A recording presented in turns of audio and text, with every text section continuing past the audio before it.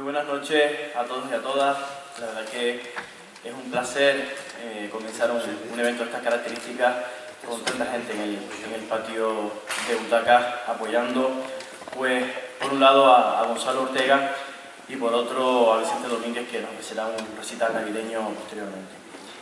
En la noche de hoy, pues, nos reunimos aquí en este patio de butacas, como digo, en este auditorio de Terol, para presentar una nueva novela, un nuevo trabajo de Gonzalo Ortega, conocido por todos y por todas, que creo que es un referente en cuanto a la filología en nuestro municipio.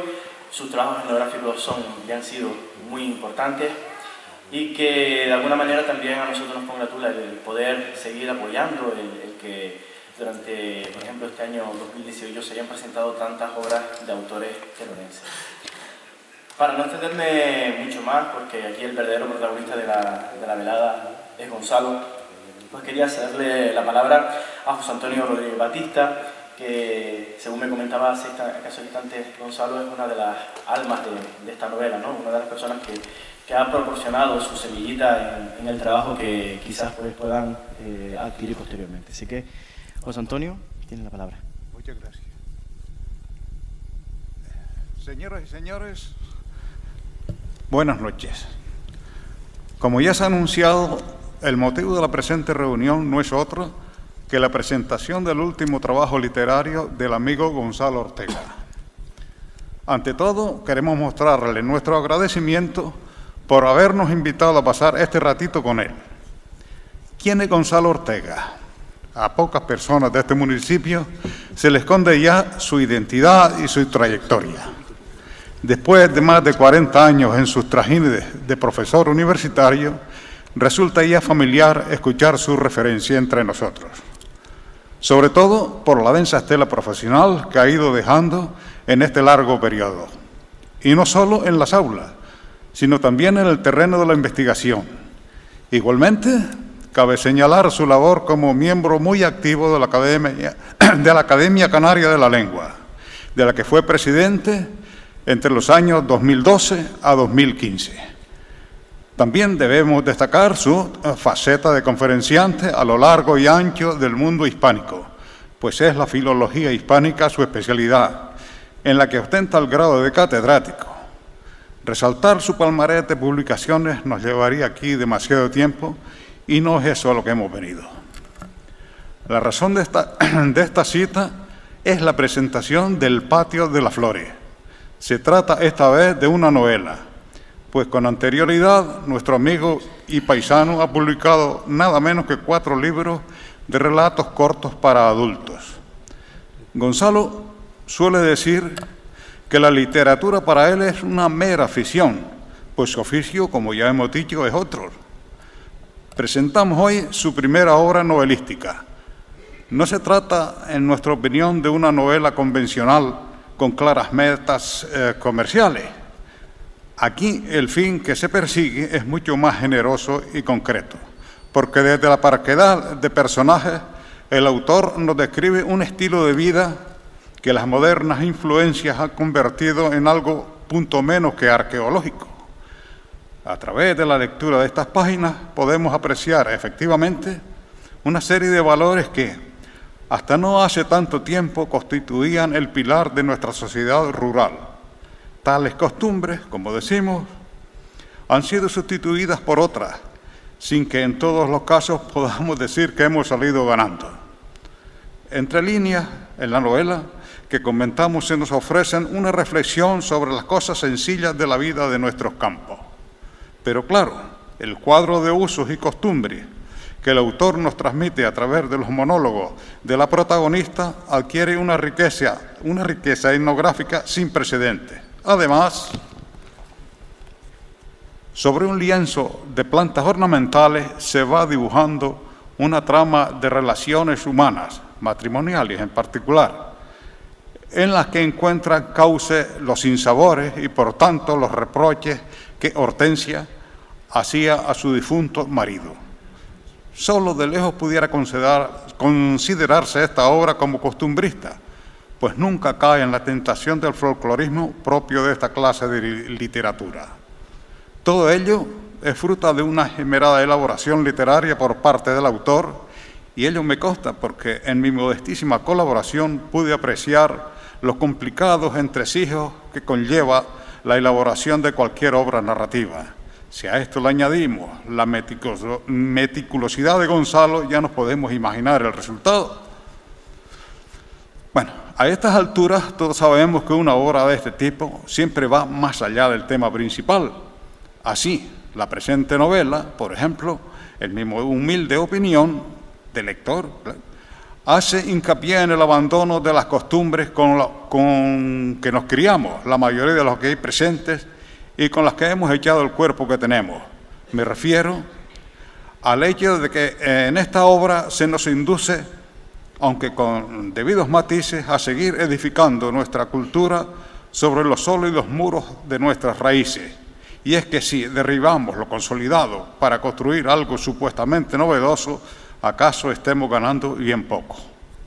Así que, si practicamos la lectura de esta narración con el ojo en la página y la atención en la conciencia, nos daremos cuenta una vez más de lo poco rentable que resulta entregarse incondicionalmente a las corrientes modernas que, como sabemos, han ideado pícaros sistemas de captación. Todo ello nos servirá además para valorarnos mejor a nosotros mismos y a nuestro maravilloso entorno.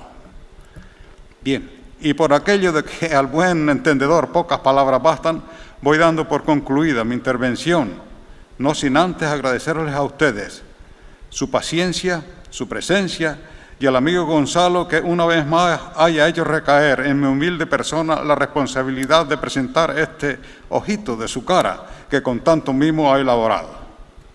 Les recomiendo, por último, la lectura de esta novela en la seguridad de que no les defraudará. Incluso me atrevo a asegurar que a muchos de ustedes les darán al texto más de un repaso, aunque solo sea por el catálogo de hechos y costumbres que atesoran sus páginas.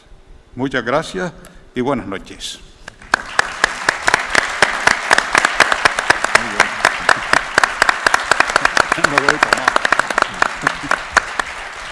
Muchas gracias, José Antonio. Antes de proseguir, si es posible poner un poquito de luz de sala durante el acto de la presentación, se lo agradecemos a la parte técnica. Gracias. Un poquito más, si es posible. Ahí. Bien, continuamos. Tiene la palabra ahora don José Antonio Luján, cronista de Artenara. Bien, muchas gracias. Después de oír las palabras y la intervención de mi tocayo José Antonio, que no es la primera vez que coincidimos en una mesa, pues casi lo que yo voy a decir pues puede sobrar, ¿no? De todas maneras, para pagar la gasolina, al menos, pues voy a intervenir y ser también cortés con la invitación, ¿no? Señor alcalde y miembros de la corporación municipal que están entre el público, señor concejal de Cultura del Ilustre Ayuntamiento de Teror, querido Gonzalo, estimado José Antonio, señoras y señores, buenas noches. Como estamos en tiempo de Navidad y Pascua, y antes de entrar en materia, quiero que mis primeras palabras sean para expresarles mi cordial felicitación. Desde siglos anteriores a nuestra era, este fragmento del año es un tiempo ligado a la astronomía, a los marcadores estacionales que se denominan solsticios. En este solsticio de invierno es cuando se abre la puerta al sol, a la amistad. Por eso nos felicitamos con el deseo de que la luz entre en nuestros corazones y nos fortalezcamos en el seno de una comunidad. El significado estacional del solsticio de invierno se manifiesta en esa expresión popular, el día de Santa Lucía, decrecen las noches y crece el día, ¿no? En las distintas culturas del mundo se reconoce como una especie también de periodo de renovación y de renacimiento que propicia la fiesta y la celebración ritual y lúdica. Quiero decir que todo esto también, estos días que vivimos, que parecen como muy tópicos o muy repetidos, etcétera, ¿no? El hecho de que en otras culturas y que lo vivamos de esta manera es porque estamos unidos a la naturaleza. a la astronomía, al cielo, a lo que son las estrellas, a lo que es el decurso del tiempo, y es una forma de medir el tiempo. Y una forma de medir el tiempo también es estar en este acto acompañando a un amigo en lo que es la presentación de un libro, que es un paso adelante, por eso es el tiempo. Es un espacio, pero también un paso adelante en las señas de identidad de esta comunidad terorense, pero también de la cultura de Canarias. Por tanto, en este contexto astronómico vamos a hacer unas pequeñas reflexiones en torno a lo que nos propicia esta propia obra, ¿no? Y no es la primera vez que Gonzalo pues, me invita a ser partícipe de alguno de sus creaciones literarias o filológicas, que no son pocas. Es decir, ya José Antonio ha hecho pues, una referencia a su labor profesional. Y bueno, en cierta ocasión tuve también la ocasión de presentar, hace ya 4 años, como pasa el tiempo, ¿no?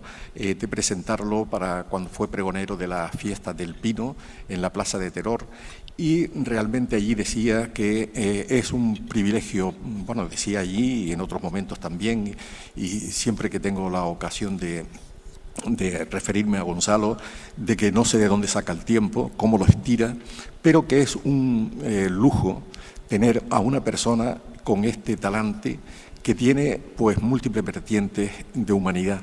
Por una parte, la cercanía, la campechanía, ese flujo cotidiano, así por lo que es el ámbito de su pueblo, pero que también se mueve y se maneja con mucha autoridad en los ámbitos académicos, no solamente en el ámbito de la Universidad de La Laguna, sino también en los ámbitos, en otros ámbitos universitarios, ya sean franceses, hispanoamericanos, etcétera. Y para estar en esta órbita y en esos ámbitos es necesario tener una carta de presentación, y la carta de presentación es sus investigaciones, sus libros, sus saberes, su saber también aceptar y saber dialogar en torno a los temas que le son propios y que domina con bastante perfección, como es el mundo de la lexicografía y el mundo de la palabra. Aquí en esta mesa, no concretamente en esta, sino en la Casa de la Cultura, también hemos participado en la presentación de un libro de don Vicente Hernández Jiménez, que para mí siempre lo recuerdo con mucho afecto, también cuando la toma de posesión del cronista de la villa, que es José Luis, que también se encuentra entre nosotros, entre el público, y que tuve el placer de saludar antes de venir con cierta precipitación a esta mesa, ¿no? Por tanto, todo esto de hoy que nos convoca aquí es una satisfacción renovada, porque, por todo lo que les acabo de decir, porque con este libro que vamos a intentar complementar o simplemente sumar algo más o simplemente repetir impresiones de lectura que ha tenido José Antonio, pues un libro pues es echar a volar, lo vamos a echar a volar hoy, tiene alas, tiene hojas, tiene ideas, tiene muchas palabras, etcétera, ¿no? Y entonces el hecho de empujarlo así con nuestro entusiasmo, con nuestras impresiones de lectura, para nosotros es una satisfacción, ya les digo que es una renovación en esta relación que tenemos con la Villa de Teror y concretamente a través de Gonzalo. ¿Qué es una novela? Bueno, todos lo sabemos y tal, pero básicamente desde el punto de vista técnico, es decir, en una novela nos encontramos, es un artefacto, un producto en el que encontramos, y lo voy a plantear casi de una manera un poco didáctico-académica, pues aparecen personajes, espacio, tiempo, acción y narrador. El autor, por tanto, queda fuera de lo que es este producto, a pesar de que lo haya fabricado. Pero nosotros cuando leamos y cuando veamos, nos acerquemos a estas páginas, no vamos a ver a Gonzalo. Es decir, Gonzalo ahí ya no existe. Él ha puesto todo lo que es su creatividad, su imaginación, su esfuerzo, los materiales, etcétera, pero desde que la obra ya está editada, que está impresa y está circulando y está en las manos de ustedes, de los lectores, ya el autor no está. De tal manera que, inexorablemente, cuando un autor fallece, la obra continúa y continúa viva. Y por tanto, eso ya es una cuestión. Otro aspecto que tendríamos que ver es que una obra literaria, y concretamente la novela, es, si me lo permiten, y la literatura en general, es una mentira. En el sentido de que una cosa es la realidad, el mundo de la realidad cotidiana, lo que nos envuelve, donde pisamos, etcétera, ¿no? Y otra cosa son los personajes que aparecen en una novela. Concretamente, voy a poner un ejemplo que es muy cercano y conocido de todos, por ejemplo, Don Quijote. Don Quijote, ustedes saben que es un aventurero, un personaje de ficción que en un momento determinado sale a buscar aventuras en el campo, en lo que es toda la Mancha, y llega hasta Barcelona, etcétera. Bueno, pero en un momento determinado hay una escena que todos conocen y por eso la quiero traer aquí, es la de la escena o el episodio de los molinos de viento, donde él, como muy ufano, va en su cabalgadura con su lanza y tal, y entonces le dice: Sancho, ¿no ves a aquellos gigantes que están allí llamándome, invitándome al combate? Allá voy yo porque me están provocando y yo quiero justamente darles una lección. Entonces la realidad se impone, como ustedes bien saben y tal. Pero en este momento, con este planteamiento, yo les digo, ¿qué es en nuestra mente de Don Quijote? ¿Un ente totalmente abstracto, un ente de ficción o un ente de una realidad? Es una realidad literaria. De tal manera que si comparamos, por ejemplo, el Quijote, el personaje de Quijote, por ejemplo, con un monarca, Felipe II, que está pudriéndose en el Escorial, ¿quién es más real? ¿Quién es más universal? ¿Quién es el que está en nuestra mente de una manera casi constante? ¿Quién forma parte de nuestra vida del idealismo? Pues justamente Don Quijote, el personaje literario. Por tanto, la literatura, a pesar de que les decía que es una mentira, que tiene una fuerza impresionante en la espiritualidad de las personas, en nuestro ser íntimo, en nuestro imaginario y en nuestro vivir en el mundo. Valga este preámbulo, no sé si extenso o qué, pero bueno, pero para situarnos en el sentido de que el Patio de las Flores está catalogado así a primera vista como novela, ¿no? Y es una novela que habla de nosotros, que habla, y ya lo decía José Antonio, y que está prácticamente, a pesar de que el género pues conlleva pues lo que son personajes, hay 3 personajes solamente, bueno, los de peso, los referenciales. Un escritor, es decir, ¿de qué trata la obra? Es un escritor de ciudad, llega a una casa de turismo rural situada en las medianías insulares y hay una señora que vive en una casa contigua que se llama Hortensia, y cuando este señor llega a esa casa, que la alquila durante un mes, para intentar terminar y concentrarse y terminar una novela que trae entre manos, etcétera, ¿no? Cuando llega a la casa, a las 10 de la mañana de un día 1 de mayo, oye unas voces que provienen de la casa de al lado. Y él, ni corto ni perezoso, se pone a figonear por ahí, por un ventanuco, por una cierta proximidad y tal, pero totalmente en silencio. Y empieza a interesarse por la conversación, por las palabras que dice esa señora, una señora que se llama Hortensia. Es decir, ya ahí nos vamos encontrando que hay un primer elemento de acción. Un señor llega, se pone a oír y se interesa. y le destruye ese tipo de observación, de fisgoneo, le destruye todos sus planes. ¿Por qué? Porque se convierte en un atractivo todo aquel mundo que cuenta esta señora que se llama Hortensia. Pero ve que da la sensación de que está hablándole a otra persona que está allí en su casa, que está con ella, y que va. Es decir, ella empieza a la hora de definir a la persona con que está hablando, que es su marido que ha muerto hace 2 meses. Entonces es una señora que está hablando con un ser que ha fallecido. Y está hablando mientras arregla sus plantas, mientras está al tanto de sus flores, que es el escenario en el que pasa ella prácticamente su existencia. Después de haberse quedado viuda, en el patio desarrolla toda su vida.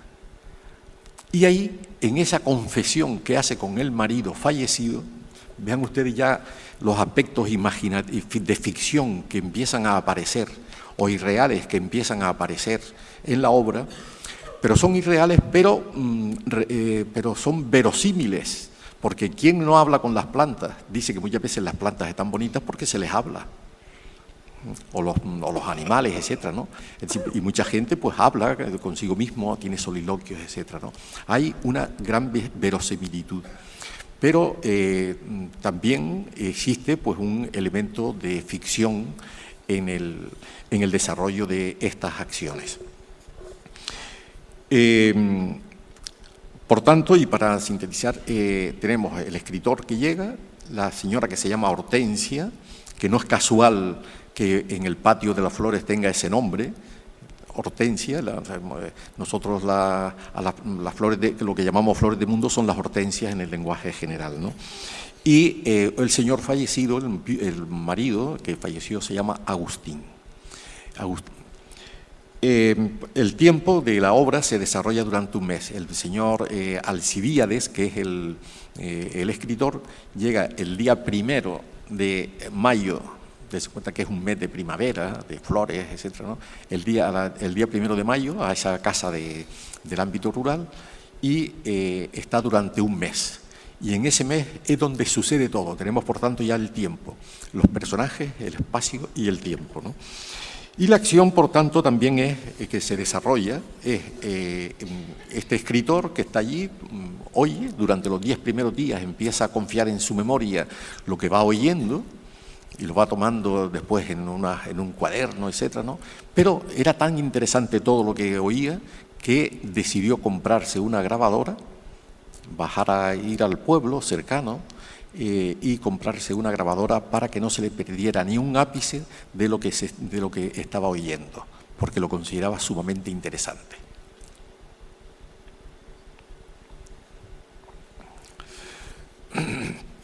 Por tanto, tenemos ya los personajes donde concretamente el escritor Alcibíades y Hortensia están en 2 planos, se desconocen, no hay una presentación previa de nada, es decir, sino él está con mucha cautela oyendo todo lo que una señora anónima está diciendo. Y de ahí donde fluye, hay un gran flujo de palabras, de términos, de situaciones, de narraciones, de cuentos, de cosas, etcétera y tal, y ahí es como se va fabricando la obra, en este marco. Y entonces nosotros, como público, como lectores, como personas que estamos yo los invito a ello también, vamos a incursionar a meternos dentro de esa obra con ese tipo de planteamiento, ¿no? Es decir, con ese planteamiento de 2 personajes que se desconocen y están presentes y que cada uno está ejerciendo su función. Obviamente, quiero decir esto también, que mientras Hortensia es una señora de campo que vive en las medianías insulares, prototipo de la mujer rural, pues está allí, alega que talega, consigo misma, en un soliloquio, dirigiéndose al marido, de una manera ficcionada, como les acabo de decir, aislada, sin saber que nadie la está oyendo y haciendo las confesiones más personales, más íntimas, más alocadas o más reales, es decir, más personales que pueda hacer. Pero ella es consciente de que nadie la está oyendo. Utiliza, por tanto, un lenguaje directo, un lenguaje real, un lenguaje cercano, no un lenguaje literario. Sin embargo, el escritor, cuando recapitula por las noches o hace reflexiones al final de la jornada, pues suele traer también su mundo, un mundo cultural.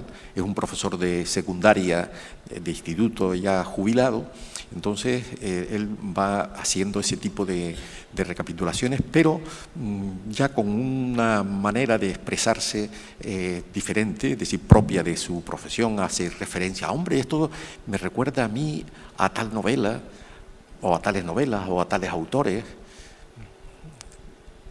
Y entonces ahí es donde vemos dos marcos diferentes del lenguaje, lo que es el del lenguaje. Pero si digo esto es para luego poder piropear debidamente a Gonzalo, ¿no? Porque esto no se hace solo, ni es una mujer que está por ahí en cualquier lugar de nuestras medianías. Es justamente porque Gonzalo, a la hora de construir esta obra, ha sabido perfectamente utilizar el idioma, las hablas, el habla canaria, en sus registros diferentes, en dos registros diferentes. El registro que utiliza la protagonista, en este caso Hortensia, y el registro que utiliza el profesor de instituto, con unas reflexiones propias y acertadas. Si no fuera así, entonces es cuando se producen las distopías y se producen las rarezas en las obras que están mal escritas. Y esta obra, desde el punto de vista lingüístico, porque de casta le viene al galgo, en este caso, es una obra fina, es una obra acertada, es una obra, de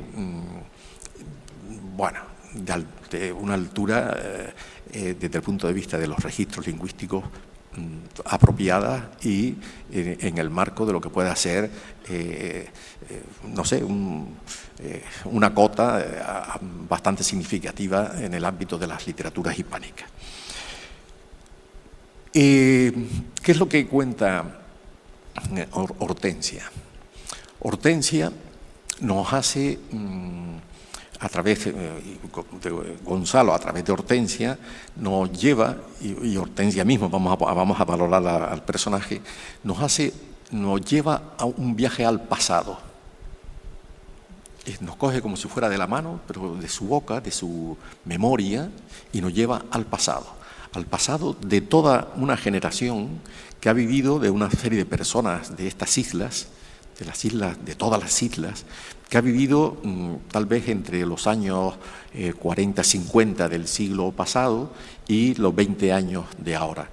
Ella, cuando hace la confesión final en un encuentro que tiene con el autor, confiesa tener 71 años, más que menos. Los que estamos aquí estamos en esa franja, o hemos vivido en esa franja, en ese segmento de tipo histórico, y en un ámbito también de tipo rural, etcétera, que es una obra, por tanto, que está muy cercana a nosotros. Hortensia es un personaje cercano a todos nosotros, ¿no? Y entonces, ¿qué es lo que pasa? Que nosotros ahora mismo estamos imbuidos por ahí, antes de entrar y tal, pues había 4 o 5 personas con el móvil, a lo mejor utilizando el móvil, utilizando un medio, una manera de comunicarse diferente a lo que pueda ser, haya podido ser lo habitual, ¿no? Y, sin embargo, eso me ha pasado a mí, es decir, que utilizas el correo electrónico diariamente, utilizas el teléfono de una manera constante, y, sin embargo, cuando leí la obra, vi que me transportaba a un mundo, a todo un mundo. Es decir, no es un mundo ni una cosa concreta, ni un local de negocios precisamente, no, es a todo un mundo.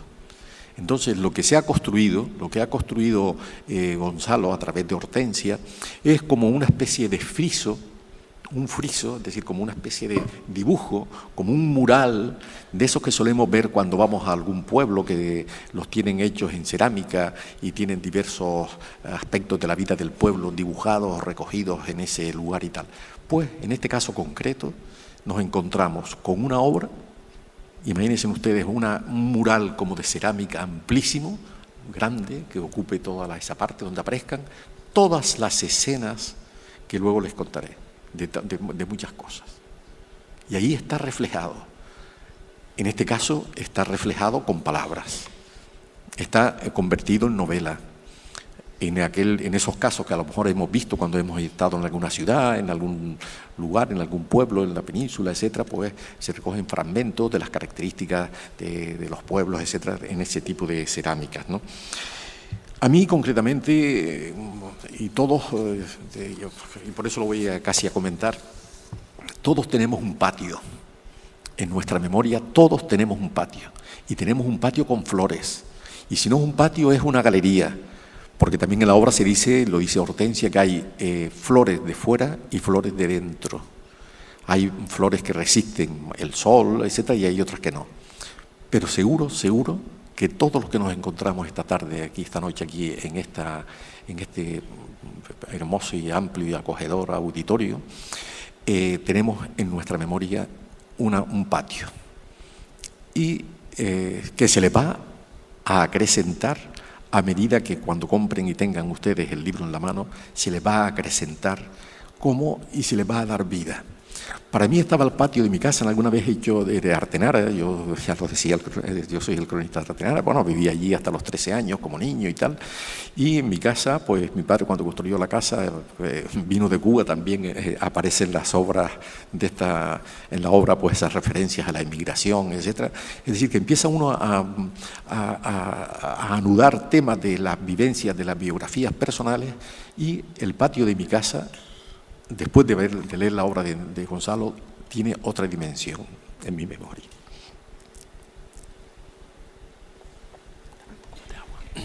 De tal manera que es un espacio vivo, un espacio que inicialmente estaba abierto al cielo.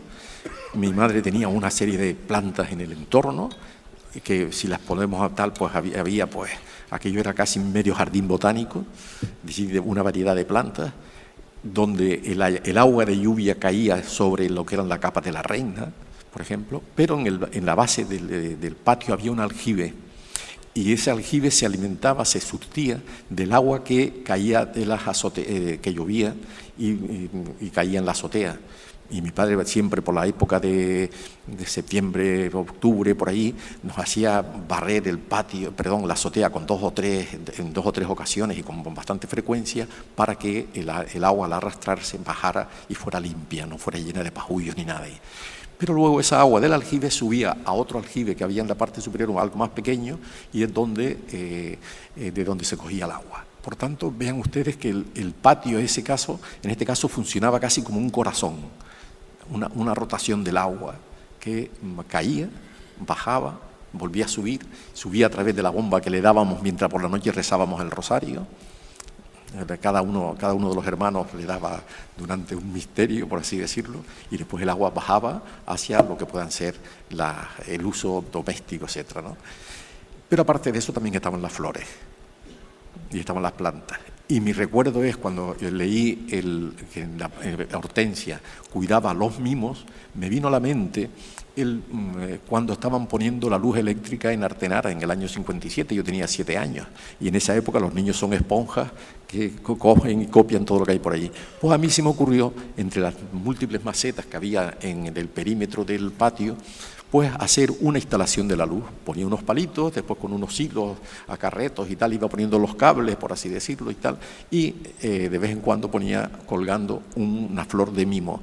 ¿Por qué? Porque tenía la característica o parecido con una lámpara, en definitiva con una luz eléctrica, una luz de la calle, por una farola de la calle. yo podría hacer en este momento una especie de pausa y decirle, reconozcamos nuestros pecados, como hacen los curas en las iglesias antes de empezar la liturgia.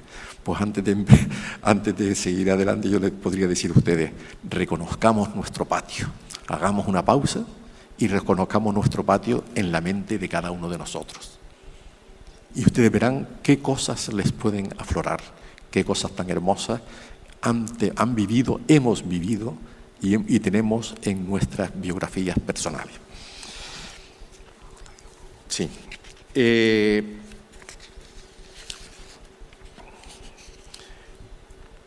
Aquí les decía, por tanto, que en la obra pues lo que se recoge es esa confesión que tiene Hortensia con su marido Agustín, pero hay un toque casi generalizado de increpación. Ella, con el marido fallecido, etcétera, pues entonces le está increpando a medida que va contando las diversas avatares del pueblo, le va contando cómo era en las relaciones iniciales, por ejemplo, cuando empezaron a salir como de novios, cómo no le gustaba a Agustín hacer tal cosa. Prácticamente hay como una especie de negación. Detrás de esa negación lo que hay es casi un planteamiento de las características de la época, como era el machismo, es decir, cómo el hombre es el que controla todas las cuestiones de la casa, las cuestiones económicas, las relaciones sociales, todo el tema de no hacer regalos, cómo era un poco tacaño, a pesar de que tenía, pues, era albañil y tenía pues unas grandes habilidades, etcétera, ¿no? Pero realmente se va creando, envolviendo toda la obra, se va envolviendo de unas características de una sociedad rural, no abierta, no moderna, etcétera, ¿no? En todo el planteamiento que hace Hortensia, y es ahí donde está también el aprendizaje que nosotros podamos, o el recordatorio, o la memoria que nos puede propiciar la obra, es justamente los inventarios que va haciendo de todos los cuadros casi de costumbre que se desarrollan en el soliloquio de Hortensia. Por ejemplo, de las flores. Es decir, ella no tiene dos tipos de plantas nada más. Ella tiene coleos, geranios, crotos, dalias, esparragueras, lluvias, mimos, helechos, nardos, camelias, magnolias, hibiscos, periquitos. Y todo esto lo va salpicando en el texto mientras va hablando de cuestiones como aparentemente más trascendentes o más humanas, pues va haciendo también un inventario de ese tipo de plantas, ¿no? Después habla de su juventud, las maneras de buscar novio, de los bailes, de la escuela, la intrahistoria doméstica de la casa, la luz, las luces, por ejemplo, hacen un inventario de los tipos de luz, lo que era el quinqué, lo que era el Petromax, etcétera. La leña, los diferentes tipos de leña. Fíjense ustedes hasta dónde se desciende. Por ejemplo, hay leñas distintas si son de codeso, de acebuche, de brezo, de escobón. Después hace mención a la radio con mención incluso a locutores actuales, por ejemplo, la cadena SER. Después también a los nombretes que se dicen en el pueblo, en algunos casos concretos, para reconocer a las personas.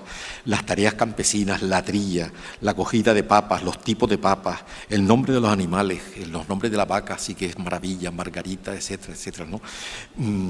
Los temas etnográficos como los latoneros, los arrieros, la elaboración del queso, las muertes de cochino, es decir, cómo se describe la liturgia esa de la muerte de cochino, de lo que es criarlo, cómo lo traen, es decir, y ahí empiezan algunas referencias al ámbito donde está situada la novela. La novela puede estar en cualquiera de las islas, en las medianías insulares, pero bueno, porque nosotros lo conocemos, pero dice cuando traen los collinos de ingenio, es decir, hay una referencia concreta que a nosotros nos trae la memoria, pero que esto se puede leer perfectamente en Cuenca, en Guadalajara, etcétera. Ingenio, pues es un pueblo donde crían collinos y alguien los lleva a vender por ahí, etcétera, ¿no?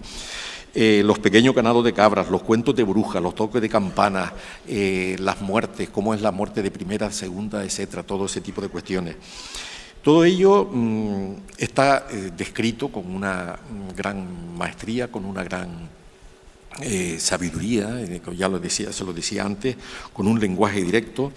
y con expresiones rescatadas de nuestro ámbito, que aparte perdón, de las magnolias y de los coleos, esta que les decía antes, que esa referencia también es en el lenguaje de Hortensia, es un lenguaje plástico, un lenguaje directo, un lenguaje cargado de expresiones populares, de refranes, que Gonzalo los sabrá, los tendrá a lo mejor aislados, pero yo pondría a algún alumno a recoger los refranes y las expresiones que hay en esa obra, y sale un catálogo de 40 o 100 o 100 y pico refranes que puede haber en la obra, y que es una manera concreta de expresarnos y de hablar en nuestro mundo, y que era justamente lo que sucedía, ¿no?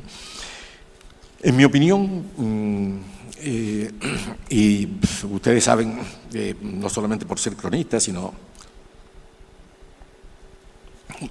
porque lo he manifestado varias veces, tal vez ante algunos de ustedes, es decir, me considero una persona sensible con el patrimonio, tanto el patrimonio lingüístico como el etnográfico, como lo que nos rodea, porque, bueno, uno es así, y muchos de los que están aquí también, es decir, que son amantes del patrimonio, de lo que significa esos elementos referenciales. A mí, por tanto, como amante del patrimonio de la isla y de la etnografía y de la lingüística, etcétera, ¿no? Para mí es una novela cálida, en mi opinión. Es una novela muy cálida. Es una novela que habla de nuestra identidad. Es una obra colectiva, porque nos vamos a ver todos reflejados en estas páginas. Y vamos a rescatar lo que tenemos grabado en nuestra mente, rescatarlo y alinearlo. A la misma vez es una obra abierta y es un espejo en el que nos vamos a ver reflejados. Y ello se presta a que hagamos una tertulia en cualquier momento, ustedes entre sí, en una asociación de vecinos, en el patio de una casa, ahora en las fiestas estas de Navidad, etcétera, que la gente se reúne en las casas a comer, a tocar, a disfrutar, etcétera, pues también utilicen algún aspecto de los cuadros de costumbres que aparecen aquí para enriquecerlos, para decir, pues mira lo que Gonzalo cuenta en su novela, etcétera, ¿no? Es por tanto una obra participativa, ¿no? Y yo creo que en estas tardes de invierno, que Teror se pone más frío, bueno, Teror y las cumbres y todos los ámbitos se ponen un poco más fríos, y que se prestan a estar con una mantita dentro de la casa, etcétera, ¿no? Pues esta obra nos puede acompañar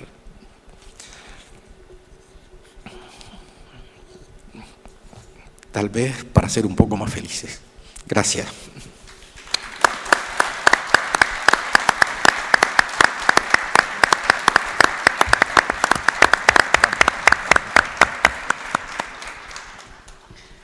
Muchas gracias, don José Antonio.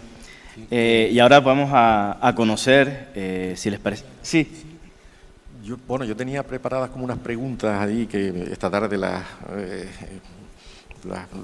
hice en casa y tal, para intentar aclarar algunas cuestiones con Gonzalo dentro de este mundo casi de tertulia, ¿no? Pero tertulia sobre el libro, ¿no?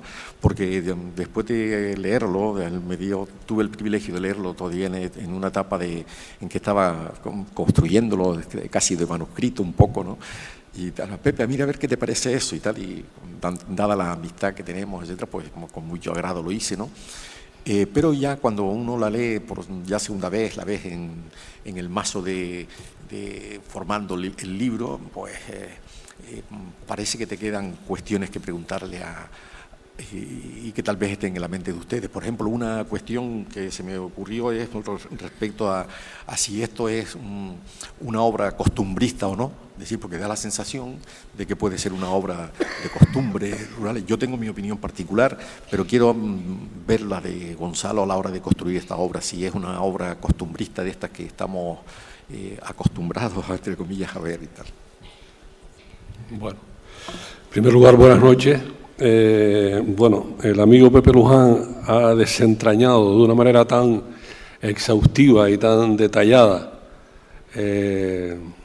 el contenido de esta novela, que prácticamente yo no tengo nada que decir. Me ha robado todo el protagonismo en el mejor sentido de la expresión, ¿no? Es una broma. Que lo había leído. Quiero decir que como el tiempo apremia, pues voy a ser muy breve, ¿no? Porque ahora tenemos otro acto y, en fin, hay que agilizar al máximo el asunto, ¿no? Bueno, yo tenía aquí un largo catálogo de agradecimientos que lamentablemente me voy a tener que saltar. Buena parte de las personas que me han ayudado de alguna manera a elaborar esta novela, pues están aquí. Sepan todas ellas que les agradezco en el alma esa colaboración, porque detallar la nómina de personas que me han echado un cao, pues nos llevaría demasiado tiempo, ¿no? En cuanto a la pregunta que me hace Pepe, pues efectivamente yo creo que no es una novela costumbrista. Para empezar, porque yo nunca quise hacer una novela costumbrista, y yo pienso que la voluntad del autor es fundamental, ¿no? En el bien entendido de que las novelas costumbristas a mí me merecen todo el respeto del mundo. En la literatura costumbrista, como en todas las cosas de la vida, hay buena, regular y mala literatura. Nosotros tenemos aquí en Gran Canaria la suerte de contar con un autor nuestro, que es Pancho Guerra, que es un autor, en fin, de una talla literaria eximia. Y bueno, es la prueba de que se puede hacer literatura costumbrista haciendo buena literatura. Pero en todo caso ese no ha sido mi propósito, ¿no? Aquí, como bien ha señalado Pepe, hay básicamente dos personajes, cada uno de los cuales está caracterizado lingüísticamente con su registro idiomático correspondiente. Es probable que en algún caso la intervención de la protagonista, Hortensia, pues raye un poco en el costumbrismo. Pero vamos, el costumbrismo es que, para empezar, es una especie de caricatura lingüística lo que suele perseguir el autor, ¿no? Y esa no ha sido, evidentemente, mi intención. El costumbrismo a menudo cae, digamos, en una especie de comicidad, a veces rayana con los chascarrillos, etcétera. Tampoco eso me parece que está presente en esta novela. En fin, deliberadamente, a propósito, yo no he querido hacer una novela costumbrista, por más que pueda haber algún cuadro concreto en ella que huela a costumbrismo, que esté cerca del costumbrismo, ¿no? Lo que hay en la novela es lo que algunos autores llaman la polifonía, ¿no? Yo recuerdo una famosa conferencia del profesor Lázaro Carreter a propósito del Quijote, en que hablaba de la polifonía del Quijote, ¿no? Porque Cervantes obviamente no hace hablar de la misma manera a Sancho que al propio Don Quijote, ¿no? Bueno, modestamente, las diferencias son siderales entre Cervantes y yo, como ustedes pueden comprender. Modestamente he intentado establecer esa polifonía, ¿no? Que cada personaje hable de acuerdo con su perfil, que es una de las formas de la verosimilitud, porque una novela, si no es verosímil, es decir, si no es creíble, si no se corresponde con una realidad que todos conocemos, pues falla, ¿no? Lamentablemente hay muchas obras literarias muy bien escritas que a veces adolecen de este problema, del problema de que se pone a veces en boca de personajes parlamentos que no son creíbles dado el perfil del personaje. Entonces, en este sentido, yo obsesivamente he intentado que cada personaje hable y se comporte de acuerdo con su nivel. Pues yo aquí en esta novela he hecho una reivindicación, una especie de apuesta, ¿no?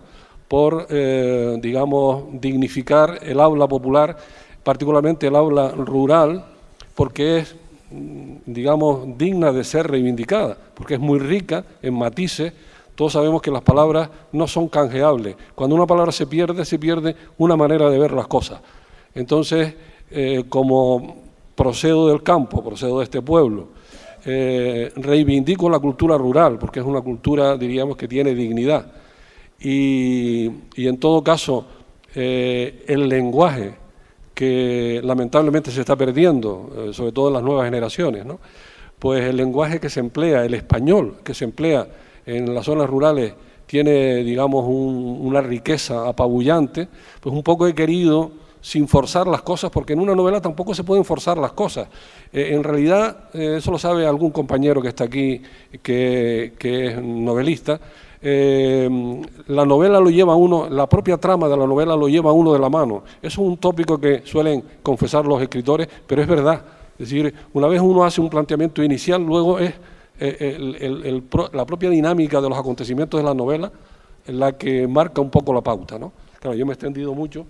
Te he recriminado a ti que haya sido muy extenso y yo No, he incurrido en lo mismo. No, pero es justamente, yo tenía como 6 preguntas y en esta intervención tuya están prácticamente respondidas todas ellas, ¿no? Es decir, has englobado todo y me has dejado realmente me has ratificado en la opinión que yo tenía al respecto. Gracias.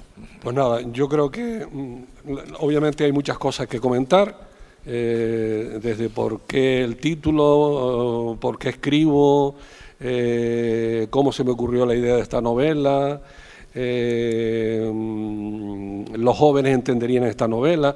Hay muchas preguntas que quedan, pero es que también si trituramos todo el contenido de la novela, estamos haciendo de menos al lector, y el lector en un cierto sentido es un personaje más, de modo que yo los aspectos, digamos, no verbalizados aquí de la novela los dejo en el tintero para que ustedes, aquellos que se decidan a leerla, pues puedan disfrutar. Nada más, muchísimas gracias.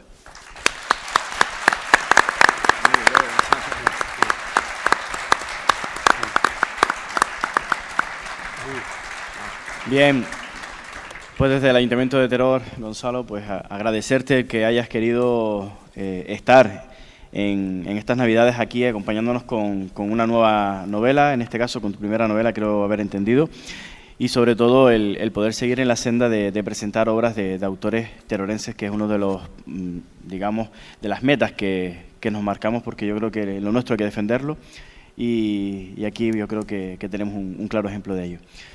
Con la premura del tiempo se me ha olvidado, digamos, rayado en la mala educación, se me ha olvidado agradecerle a la Concejalía de Cultura el que nos haya permitido celebrar este acto aquí, a los componentes de la mesa, naturalmente, y por supuestísimo a la asistencia de todos ustedes, porque no es fácil en el tiempo que tenemos, con el frío que hace, casi todo el mundo está tocado de gripe, incluyéndome yo mismo. Y, en fin, es de agradecer la molestia que ustedes han tenido al venir. Muchísimas gracias.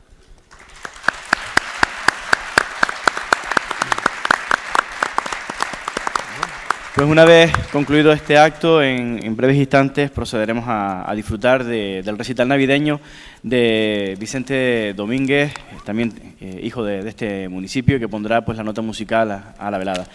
Y como no, aprovechando pues la ocasión que nos brindan las fechas, pues en nombre del señor alcalde y de los compañeros y compañeras del grupo de gobierno, felicitarles a todos el año que está por entrar, y que tengan un 2019 lleno de paz, armonía y mucha salud. Muchas gracias a todos.